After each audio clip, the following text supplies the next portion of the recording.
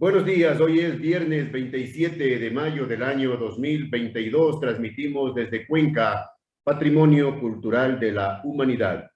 Hasta ahora estamos saludando y dando la más cordial bienvenida al doctor Simón Zavala Guzmán, constitucionalista y un destacado poeta reconocido a nivel mundial. Doctor, buenos días, gracias por aceptar la invitación. El tema de la entrevista es para conocer sus puntos de vista, sus observaciones, su criterio sobre el informe que ofreció el presidente Guillermo Lasso al país con motivo de su primer año de gestión en el gobierno del encuentro. Buenos días. Buenos días, licenciado Cedillo. Le agradezco mucho por esta entrevista. Bueno, yo creo que en términos generales se nos dio una panorámica que podríamos pensar que efectivamente el país en la mayoría de sus problemas está caminando bien. Yo creo que esa visión no es precisamente la visión adecuada, porque si bien es cierto, por ejemplo, en el aspecto económico, hemos tenido una disminución o por lo menos un equilibrio entre las cuentas del 2020 al 2022, a mayo del 2022. Eso obedece a otro tipo de factores. Entre esos, por ejemplo, 4.500 millones de dólares que han ingresado en el 2021 por concepto de los envíos de dinero de los ecuatorianos que se encuentran en el extranjero. Las remesas. De las remesas, y que inclusive en el 2021 subió en casi 1.000 millones de dólares a los 3.700 millones que los ecuatorianos enviaron en el 2020. Esto se debe precisamente a una actitud más que de solidaridad, de comprensión de la situación ecuatoriana por la pandemia. Yo escuché la entrevista a uno de los dirigentes de ecuatorianos que estaban en España y que decían que habían mandado un poco más de dinero, sacrificándose ellos, pero que consideraban que la situación en el país era tan grave que había necesidad de que ellos envíen un mayor monto de las remesas para poder ayudarles a paliar a sus familiares la situación crítica. Por otro lado, no es menos cierto que también hubo una cantidad de ingresos en el plano de cierta inversión extranjera y de un poco de dinero de retorno de capitales de ecuatorianos al país. Pero eso ha sido realmente insignificante. Claro que no podemos exigir que en un momento determinado la situación cambie, pero de todas maneras el problema económico no se ha podido entrar a canalizarlo dentro de un repunte de la economía, pese a que hay un factor importantísimo. De todas maneras, el asunto de la vacunación, que yo creo y no podemos desconocer que de todas maneras, sin que eso signifique un éxito relevante, porque era la obligación de un gobierno el tratar el problema de salud de los ecuatorianos, de todas maneras se ha podido cumplir y eso ha permitido también un poco la reactivación de la economía. Pero si usted le escucha a la gente de a pie, se da cuenta de que hay un aumento del precio de los víveres y los artículos de primera necesidad. Tremendo. Parece que el haber comunicado al país que había subido el precio del petróleo, eso pues significó que a su vez quienes ya los conocemos permanentemente suban inmediatamente los precios sin que haya la posibilidad de un control real de precios. Pero también hay que tomar en cuenta que el precio la subida del precio del petróleo no significa que entremos a una situación de bonanza, porque a su vez el Ecuador tiene que importar y gastar mucho dinero en la importación de una serie de derivados del petróleo. Por ejemplo, le señalo esto a breves rasgos de que efectivamente la economía no ha repuntado en este país y que quienes están sufriendo las consecuencias de esto es la gente pobre de este país. Doctor y peor Zavala, la gente que no tiene empleo. doctor Zavala, ¿sabe lo que dice el pueblo ecuatoriano del informe del presidente Lazo? Mucho ruido y pocas nueces. No entendemos, dice la gente, no entendemos cómo es posible que cuando el país ha recibido importantes sumas de dinero por concepto de préstamos internacionales, cuando el precio del petróleo, del barril de petróleo está alto, alto, mucho más alto de lo considerado, de lo presupuestado, ¿cómo es posible cuando este gobierno ha cobrado más impuestos en las calles, en la vida diaria, no se percibe? Vea usted la situación de los hospitales, para poner simplemente un ejemplo. Los hospitales, la situación de crisis es alarmante. Ayer se presentaron los médicos de los hospitales públicos a decir, esto es una crisis terrible. ¿Dónde está el resultado de los paseos que hacía el vicepresidente de la República por los hospitales ofreciendo el oro y el moro? Así es, efectivamente, el problema de la salud es una verdadera tragedia en este país. Aquí vemos cómo mueren niños por la desnutrición, cómo mueren personas de la tercera edad y personas con enfermedades catastróficas porque no tienen alcances a ningún tipo de medicina. Efectivamente, el paseo turístico del vicepresidente por los hospitales y todo, que en un primer momento casi causa una buena impresión, porque siendo médico la gente pensó que efectivamente se iba a atacar el problema de la solución de hospitales, medicinas, enfermedades, etcétera, inmediatamente. No ha sido así. El presidente Lazo le encargó el tema de la salud al vicepresidente. Le encargó el tema de la salud. Y los resultados están a la vista, desastrosos.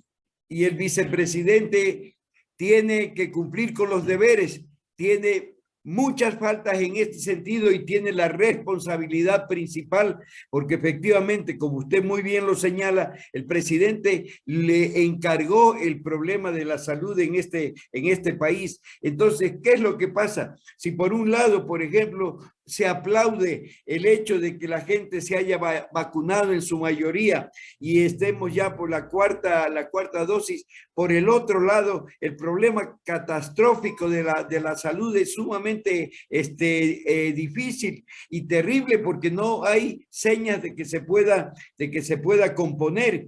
Por otro lado, es cierto, pues a esto nos ha llevado esta crisis, que ya los médicos tengan que salir a protestar porque estaba causándose una especie de corresponsabilidad, o se le estaba responsabilizando a los médicos de ser los culpables prácticamente de esta crisis que le corresponde al gobierno solucionarla, ¿no?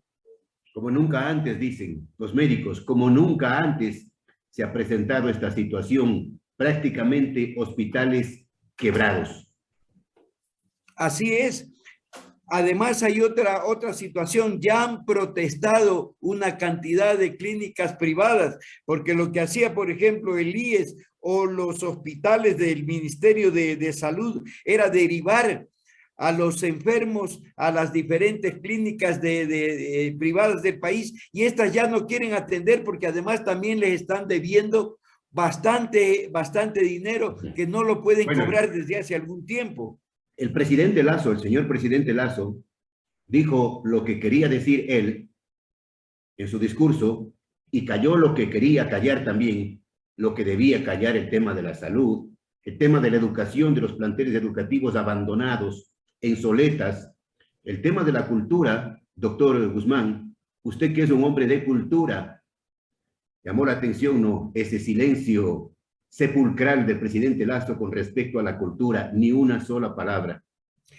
Eso es efectivamente muy grave, porque lo único que significa ese silencio es que a su vez ese Ministerio de Cultura efectivamente pasa en un silencio sepulcral, porque no hay absolutamente nada en el sentido de atender problemas vitales de la cultura. Yo no voy a ir a cuestionar el hecho de que el 90 o 95% de los trabajadores de la cultura se encuentran en la situación más crítica que han pasado, porque durante todo el tiempo de la pandemia estuvieron completamente aislados sin poder Producir. vender sus productos artísticos, para llamarlo de alguna manera. Pero ¿dónde está la política cultural de este gobierno? ¿Y sabe lo que dice, doctor Zavala? ¿Sabe lo que dicen los intelectuales? Los sectores intelectuales, los sectores de la cultura. Sí. ¿Cómo es posible que el presidente Lazo haya puesto de ministra de Cultura a una señora marchante que se dedicaba a vender cuadros? Bueno, un poco la historia es esa, pues, ¿no? Que yo sepa, no conozco absolutamente nada que ella tenga algún tipo de estudios, de capacitación respecto de lo que tienen que ser las políticas culturales de un país, de cómo tiene que manejarse administrativamente el Ministerio de Cultura, de cuáles son las relaciones que ese Ministerio de Cultura debe tener con la institucionalidad cultural del Ecuador y del extranjero. En definitiva, realmente es un ministerio con una labor y con una ministra que no van para ningún lado, y que en esas circunstancias, con una burocracia además muy pesada y muy elevada cuantitativamente, no cumple ninguna gestión. Es un dinero que se paga en términos de remuneraciones que no sirve absolutamente para nada. La señora ministra debería dejar y debería renunciar, porque ha demostrado una total incapacidad para el manejo del ministerio. Y además le quiero contar una cosa. Apenas llegó ella al ministerio, yo le presenté una comunicación pidiéndole que el ministerio me entregue una copia de todos los préstamos no reembolsables y los préstamos reembolsables que se hicieron durante años atrás, en donde los dineros del Estado ecuatoriano, dineros que son públicos, y los dineros que pertenecían al Fond Cultura y que pasaron al Instituto de Fomento de las Artes, no sabemos qué es lo que pasó, pero un montón de vivarachos de la Revolución Ciudadana, dados a intelectuales, todos se llevaron plata como préstamos no reembolsables, y con respecto de los préstamos reembolsables no los han pagado. Y se siguen llevando el dinero del pueblo. Vea usted la inversión, $480,000 acaba de derrochar la prefecta Pavón, la correísta, en un mural. $480,000, una infamia. Bueno, eso ya es realmente una infamia, como usted lo señala. Yo no critico al autor de ese...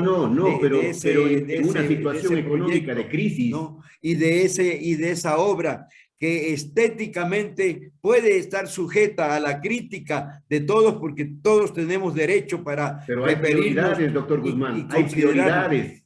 Pero es la situación de que, existiendo una pobreza económica en este país, la señora prefecta quiera entregar una cantidad de ese dinero, además a dedo, porque ahí no se ha hecho ningún concurso, se hizo una farsa de concurso, y se entrega además cerca de $500,000 para supuestamente arreglar la Plaza de la República y poner jardineras, es decir, ya cerca de $1 millón que tienen que ser fiscalizados y que tiene que responder esta señora, porque con la plata de los impuestos y la plata que pagan los pichinchanos, no puede hacer ella lo que le dé la gana, aparte de que hay una gran cantidad de quejas respecto de su gestión.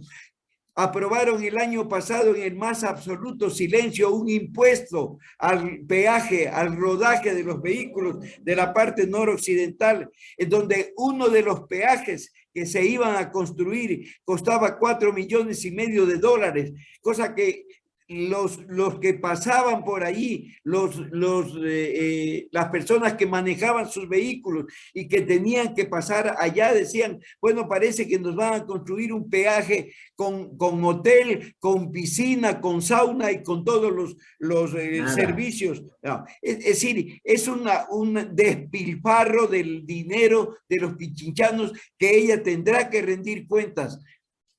La Contraloría General del Estado, doctor Zavala, debería actuar con más firmeza para no permitir, porque luego se dan las vueltas, el informe desaparece y no ha pasado absolutamente nada en este país.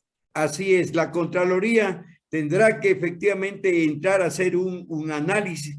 Ya debería haberlo hecho, porque en ciertos casos de excepción, cuando se ve este tipo de cosas, en donde es muy claro que se le entrega a un artista, que por muy bueno que pueda ser, yo no me refiero a la calidad del artista, discrepo, eso sí, con la forma de haberse hecho esto, porque además no es solamente él, es el único artista que existe en este país, pues aquí hay una gran cantidad de artistas de primera categoría que pueden hacer obras fenomenales, ¿no? Pero aquí ya la situación tiene otro cariz, porque es el entregarle a la militancia política de ese pseudo partido, porque ni siquiera existe legalmente como partido, es un movimiento que lo único que busca es traernos otra vez al señor Correa aquí a través de un plan estratégico que es mediante paralizaciones,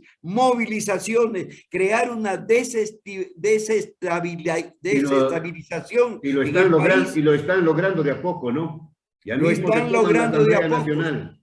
porque finalmente en el año 2023, a partir de febrero, cuando ya tengamos los resultados de las alcaldías, concejalías y prefecturas, ellos aspiran a tener un gran número de alcaldes y de concejales y de prefectos para provocar un gran paro nacional que le exija a la asamblea que le dé amnistía a Correa, es decir, presionar de esa manera con la participación de una serie de organizaciones, y ojo, que por ahí también va la Casa de la Cultura Ecuatoriana, y eso tendrá que analizarse, porque la Casa de la Cultura Ecuatoriana tiene finalidades y objetivos precisos determinados en la ley, pese a que con la ley de cultura lo que hicieron es destruir su estructura administrativa, su estructura orgánica, desaparecieron las secciones académicas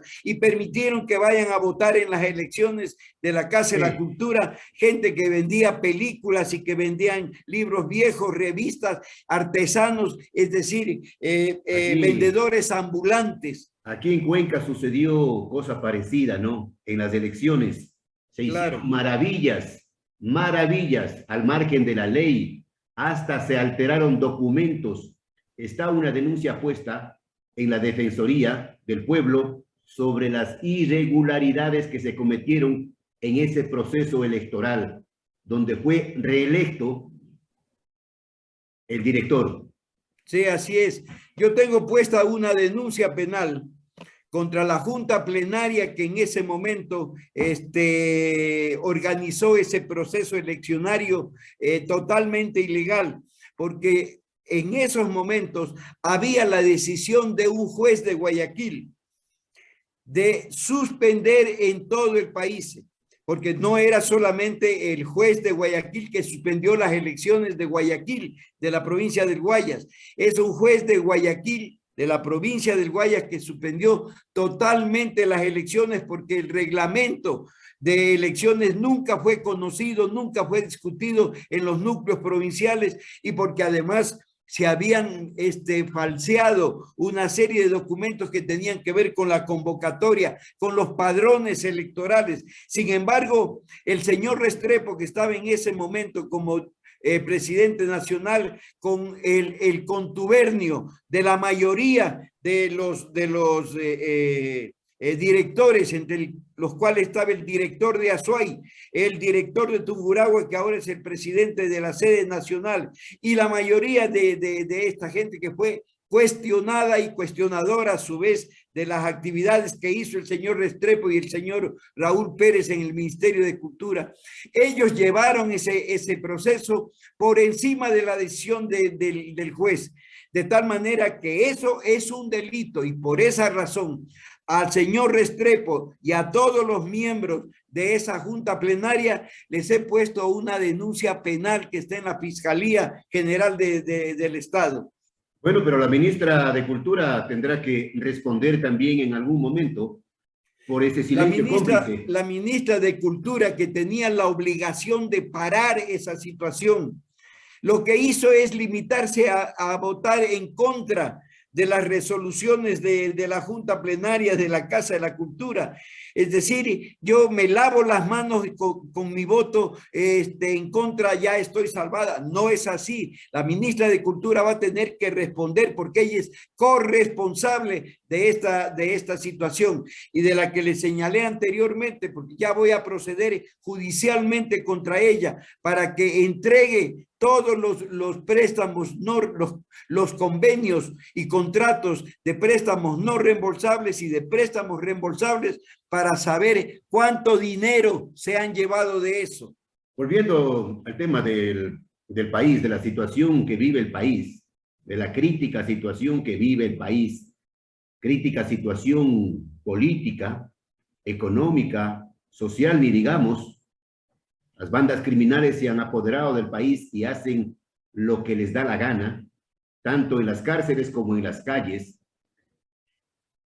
El doctor Francisco Huerta Montalvo ha hecho un llamado urgente a los ecuatorianos y ha dicho él, refiriéndose a lo que sucede en el país, salvemos a la República antes de que sea tarde. Así es, yo recuerdo que desde hace unos 10 años, el doctor Huerta Montalvo ya lo dijo, el país se está entregando al narcotráfico. Ya hay una serie de elementos. El mismo hecho de que en la asamblea se dio el indulto, algo así como 7,000, 8,000 pequeños traficantes de droga, era una cosa sumamente grave, porque ese no era el tratamiento que había que dar a ese problema, porque usted sabe que esa gente primero sale estigmatizada y en segundo lugar no tiene una fuente de trabajo, es decir, sale otra vez a seguir delinquiendo y a seguir en la venta en el microtráfico de la droga. Y a eso hay que añadirle que el señor Correa, cuando se fue, también fue indultando a otros 3,000 más o menos. Entonces, todo esto es realmente también parte de un plan trágico de este país que ya fue y ha sido entregado al narcotráfico. La guerra de las bandas, licenciado Zedillo, en las cárceles de este país no son guerras entre las bandas. No es verdad. Yo tengo algunos informes en el sentido de que es parte de un pacto entre ellos y para dar la impresión al país de que efectivamente se están matando entre ellos. No es verdad, están matando ellos a todos los otros presos que van por otro tipo de delitos y quieren generar esa impresión, pero esto, claro, va amarrado a todo lo que es crear una situación de de ciertas fases. Ahora las cárceles, luego ya sale de las cárceles y comienzan los asesinatos en diferentes calles del país. Luego viene la otra fase, hay que matar fiscales, hay que matar jueces, y así hasta llegar al 23. Entonces tendremos un estado de conmoción nacional que podrá plantear la destitución hasta del presidente de la República, aunque el presidente dijo que tenía el decreto de la muerte cruzada en su escritorio. Ya dio marcha atrás, pero ya dio marcha atrás. Ya así es. Ya Entonces, dio marcha atrás. fíjese, vamos a llegar, ya estamos dentro de un estado de inseguridad total.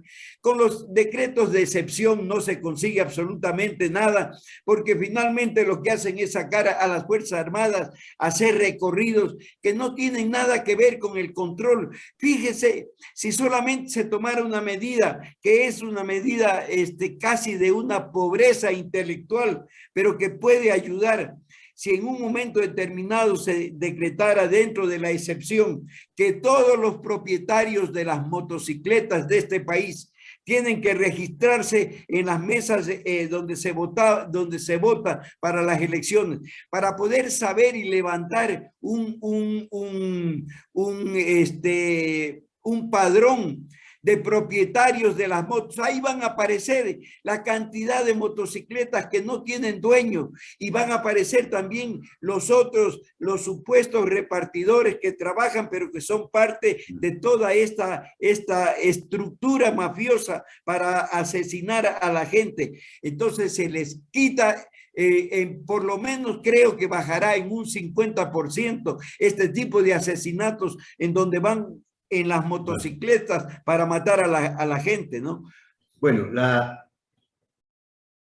las cárceles del país son definitivamente las mejores escuelas del crimen.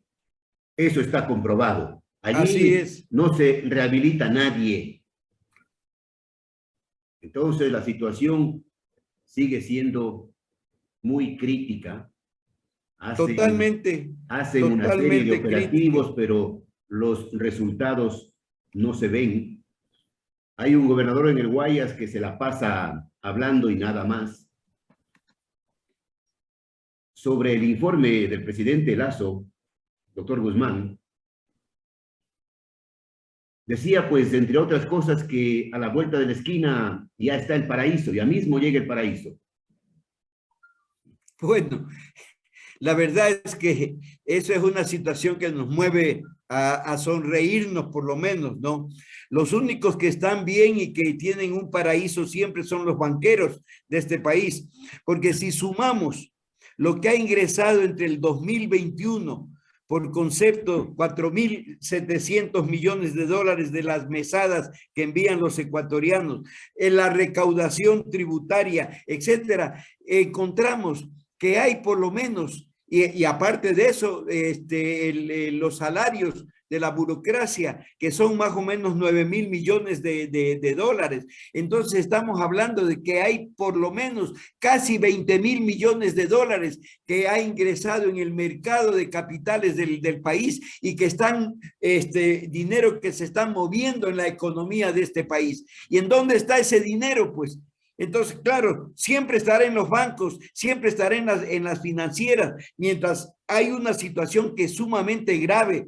Se están iniciando todos los juicios de coactiva con respecto de los pequeños productores, con respecto de pequeños industriales, de la gente que ha tenido que endeudarse porque perdió en la pandemia, de los agricultores pequeños, y esa gente no tiene cómo responder, no va a poder pagar, y entonces viene a quitársele los bienes.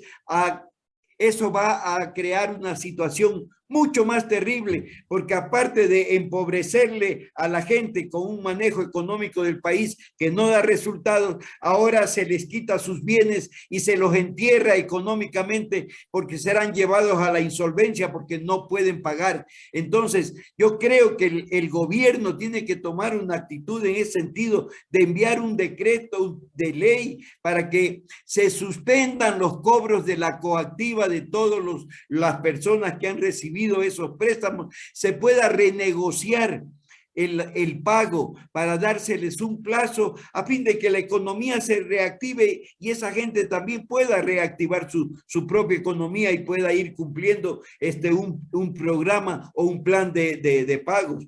Porque si no, la situación va a ser mucho más catastrófica en lo económico de este país. A la crisis que vivimos los ecuatorianos, la crisis que vive el país, en todo sentido, se suma ahora un proceso y un grupo social que está anunciando el proceso de revocatoria del mandato del presidente y vicepresidente. No faltaba más. Bueno, yo francamente no comparto esa idea.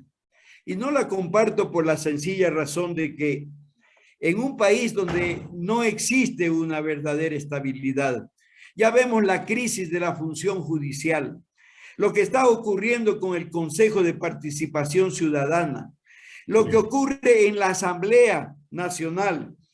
Es decir, es generar otro tipo de acciones, pero eso es lo que quiere el correísmo también. Ese es porque primero quieren, perdónenme la palabra, comerse a la presidenta de la Asamblea para poner un presidente de ellos con apoyo de los social cristianos. Y luego de eso, bajarse al presidente de la República para que suba el vicepresidente, que como vemos no ha hecho absolutamente nada, se lo bajarán también y tendremos al presidente de la Asamblea como presidente encargado del país. Y el señor Correa en el 24 aquí en Ecuador. Claro. Regresando como héroe. Regresando como héroe. Con las manos limpias, las mentes lúcidas y los corazones ardientes. Así es, y con otra cosa, porque aquí también esto es parte de toda esta programación, ¿no? En donde hay que señalar que también el movimiento indígena tiene mucha responsabilidad en eso, a través de esa línea del señor Issa y del señor Vargas y de toda esta gente que está ahí. Se está creando la figura de víctima, la victimización del ex vicepresidente, del señor Glass, porque si por alguna razón el señor Correa no puede estar aquí, si no se consigue la amnistía, entonces la carta que se van a jugar los correístas es la candidatura de Glass, porque supuestamente ha sido la víctima de la persecución política y todas esas cosas. Fíjese, es parte de un plan bien concebido de esta gente. Un plan macabro bien concebido. Gracias, doctor Simón Zavala Guzmán, constitucionalista. Gracias, doctor, por su tiempo, por sus puntos de vista, por sus opiniones. El pueblo, doctor Zavala, que saque sus propias conclusiones. Desde siempre y hasta siempre. Muchas gracias. Hasta luego, licenciado.